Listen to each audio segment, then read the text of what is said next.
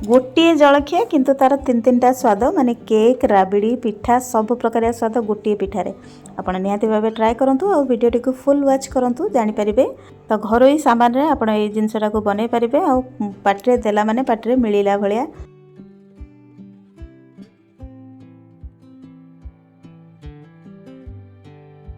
तो नमस्कार, Kalyani kitchen eight channel को आपण मानकु बहुत बहुत स्वागत। तो चलतु ये पिठाटी बनै नबा जेतिपाई मु नै जाइछि 2 कप सुजी। आपण मोटा फाइन जो जेमतिया भी सुजी नै परिबे काइना आगु गले आमे ताको ग्राइंड ही करबा। तापरे 2.5 कप नै जाइछि एठी उषुम क्षीर। सुजी आ क्षीर को भलरे मिसै नबा।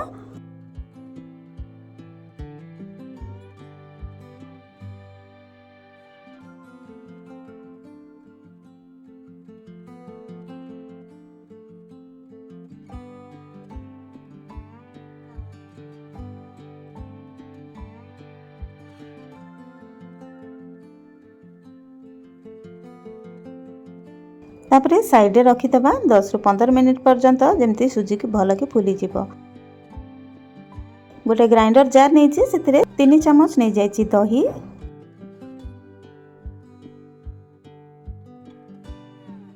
और जो कप रे हमें सुजी मापी की नैथिले मु सेई कप रे सब तक मापुची। तो हाफ कप नै जाय छी एठी चीनी गुंड कर देथिली। सेई कप रे 3-4 चम्मच नै जाय छी हाफ कप रु टिके कम नै छी रिफाइन तेल सब तक भल रे ग्राइंड कर नबा। एमती हाथ रे फेंटिले एते चिकन हबनी सेत मु ग्राइंड कर नेली।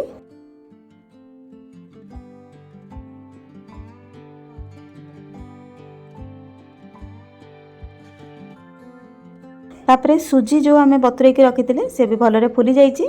ताकू से ग्राइंडर जार रे पके की भल की चिकन करके बाटी नै आस। एक्स्ट्रा पानी की खीर आ किछि दबानी सेतिरे ही हे जिवो। देखिबा आगु गले जदी बेसी मोटा लागिवो ताले पानी नले खीर आ टिके दे दबा।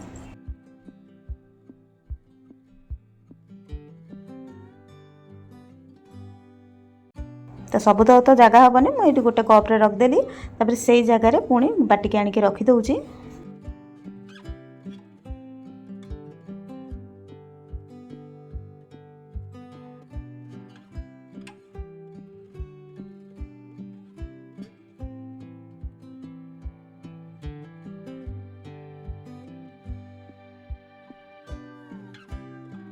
से कप टी को धोईकी 2 चम्मच पानी दे देइची। तापरे बाटिकी नै आसीबा।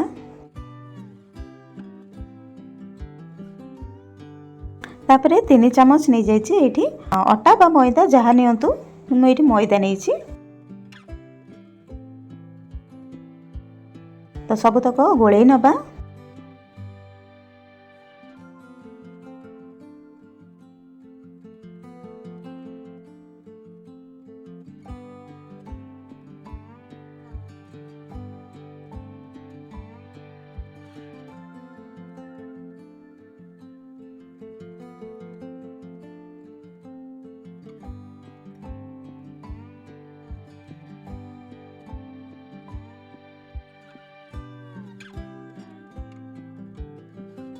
ये देखंतु एटी भलरे गोळे ही गलानी।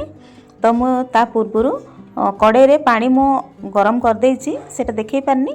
तापरे एठी मु नै जाइची गोटे केक टिन ने अल्प टिके तेल दे दबा सब आडे ग्रीस कर नबा जेमती हमर पिठाटा भलरे छाडी जीवो।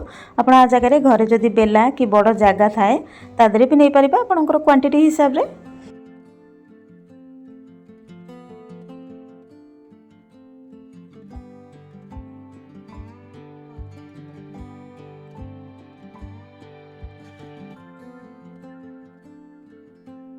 मिठाटा को बैलेंस करबा को 2 पिंच नै जाइछि एठी लूण नै जाइछि बेकिंग सोडा और बेकिंग पाउडर। आ जगह रे आपण इनो भी नै परिबे नने जदी इनो कि बेकिंग पाउडर नाही तो सोडा परिमाण टिके अधिक कर दे। बेसी अधिक करिवेनी नने सोडा रो स्मेल टा पळे आसीबो खाइबारे तो भल लागिबनी। म एठी नै जाइछि वेनिला एसेंस। आ आपण पाखे जदी वेनिला एसेंस नाही आपण गुजराती को जेतळे आमे सुजी ग्राइंड कले सेति बेले पकै की ग्राइंड कर परिबे ता स्मेल टा भी भल आसीबो। तो सब तक भलरे गोळेई नबा।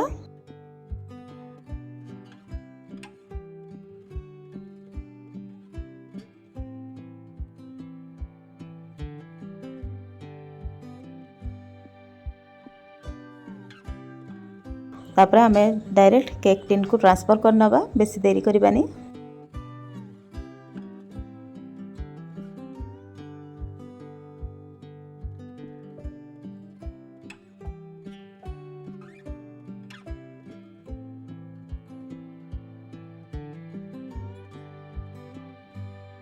ता उपरे ये मु पकई देछि चोको चिप्स माने चॉकलेट चिप्स गुराक ना आपन टूटी फ्रूटी भी पकई पारिबे नड़िया भी पकई पारिबे खाली सुंदर देखा जायको मो पुओ को भी भल लागे से पकई देछि। तापर ये मु पानी रखी देइथिली आगुरु बॉईल करबा को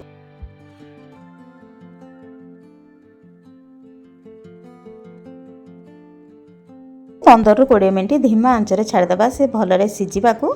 तापर ये मु नेछि सिझा क्षीर 8 ରୁ 10 टा नै जाइथिली ता धरे केसर देखंतु कलरटा चेंज होला बळिया भी देखा जाउतबो।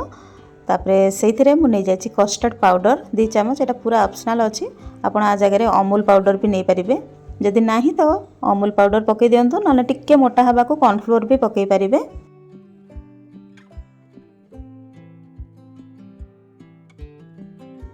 भलरे ये मिसई नौची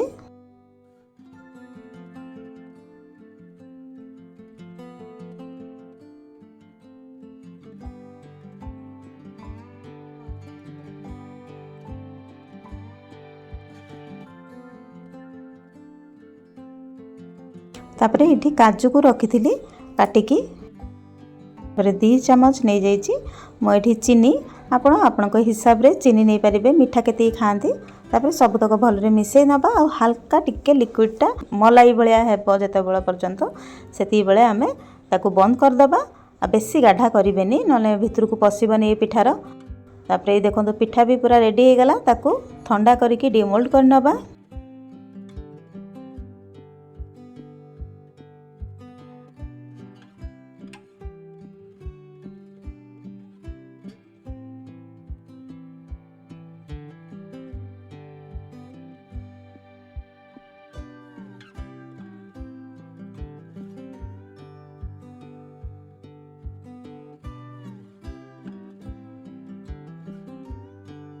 तापर एमती गोटे टूथपिक आनिबा से हल्का हल्का होल कर नबा कहीं आमर जो रसमलाईटा करेचे मलाईटा तादरे पुणी पशिब केमती ये तो ठंडा हो गलानी तो रसमलाईटा को हल्का गरम करदेबे आउे यहाँ आ ऊपर पकेबे जमती कि जल्दी भिजिଯିब ता भीतर जाए जमती पलैब।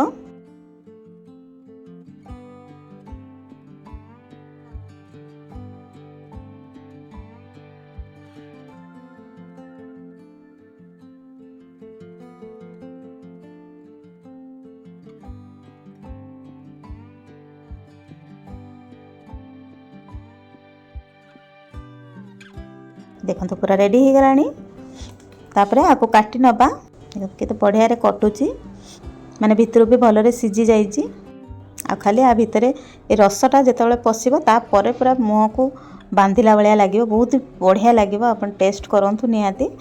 आ जो आमे यार जो कस्टर्ड पाउडरटा पकईथिले तार भी टेस्ट पूरा अलग लागुतला आप एमती खंडे खंडे दिंतु जदि न भिजिची भी सांगे सांगे जदि क्या सर्व करते जदि न भिजिची एमती 2 डंकी पकईदेवे सांगे भी बहुत भल लगे टिके भिजिया को टाइम लगे कि माने कहीं पिठाटा आम ठंडा हो जाता ना पिठाटा जदि गरम गरम था तो से सांगे सांगे हो जाता। देखु केते सुंदर देखा जाउची और खाइया को भी बहुत ही टेस्टी थिला। आज एतिक रही पुणी थे देखा नेक्स्ट वीडियो रे जीवा आगुरु पुणी थे कही रखुची जदि वीडियोटी पसंद आसिला तो निहाती भावे सब्सक्राइब लाइक और कमेंट करंतु। पुणी थे देखा नेक्स्ट वीडियो रे बाय बाय।